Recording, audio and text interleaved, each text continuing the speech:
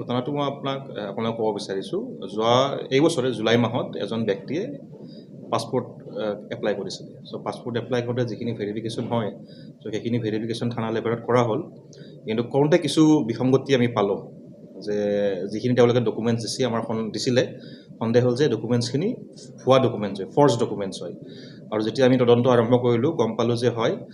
ব্যক্তিজনৰ নাম আছিলে ফাৰুক আহমেদ তেখেতৰ গোটেইখিনি ডকুমেণ্টছ ফৰ্জড হয় অলৰেডি মৃত্যু হোৱা এজন ব্যক্তিৰ নামত তেখেতে ডকুমেণ্টছ বনাই এটা ফেক আইডেণ্টিটি ক্ৰিয়েট কৰা হৈছিলে এইখিনি আমি যেতিয়া গম পালোঁ তাৰপিছত আমি ফাৰ্ডাৰ ইনভেষ্টিগেশ্যন কৰি এই সংক্ৰান্তত দুজন ব্যক্তিক আমি এতিয়ালৈকে কৰায়ত্ব কৰিবলৈ সক্ষম হৈছোঁ যোনে এই গোটেই ফেক ডকুমেণ্টছখিনি ক্ৰিয়েট কৰিছিলে আৰু এই ব্যক্তি দুজনে এজনৰ নাম হৈছে বুৰহানুদ্দিন তেখেতৰ বয়স 38 এৰাউণ্ড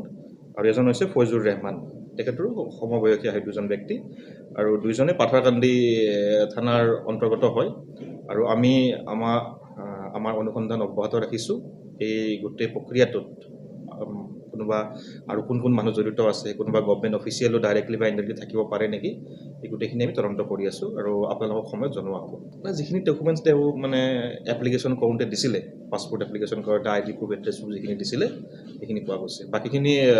তদন্ত চলি আছে খুব ইনিচিয়েল ষ্টেজ হয় বাকীখিনি আপোনালোক পিছত জনোৱা হ'ব